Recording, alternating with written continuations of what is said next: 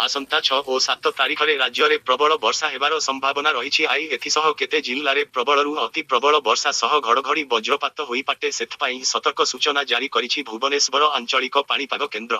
भुवनेश्वर आंचलिक पाणीपाग केन्द्र जारी करिथिबा बुलेटिन अनुसार 6 तारिखरे मयूरभंज, केन्दुझर, बालेश्वर, भद्रक, जाजपुर, ढेंकानाल, कटक, खोर्धा, केन्द्रापड़ा, जगतसिंहपुर, नयागढ़ और पुरी जिल्लारे प्रबल वर्षा हेबार संभावना रही।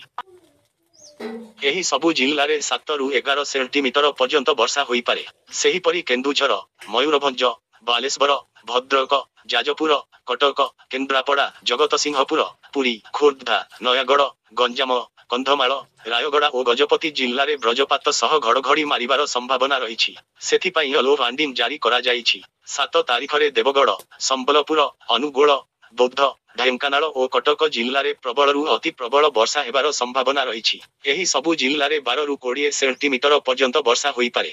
सेहीपरि मयूरभंज, केन्दुझर, जाजपुर, खोर्धा, नयागढ़, कंधमाल, कलाहांडी, बलांगीर, सोनपुर, बरगढ़, झारसुगुड़ा और सुंदरगढ़ जिल्लारे प्रबल वर्षा हेबार संभावना रही। आई एही सबु जिल्लारे 7 रु 11 सेंटीमीटर पर्यंत वर्षा होई पारे। सेथिपाई येलो वार्निंग जारी करा जाइछि। 8 तारिखरे केन्दुझर, ढेंकानाल, अनुगोल, देवगढ़, सुंदरगढ़, झारसुगुड़ा, बरगढ़, संबलपुर, बलांगीर और नुआपड़ा जिल्लारे प्रबल वर्षा हेबार संभावना रही। एही सबु जिल्लारे 7 रु 11 सेंटीमीटर पर्यंत वर्षा होई पारे। सेथपाई येलो वार्निंग जारी करा जाइछि।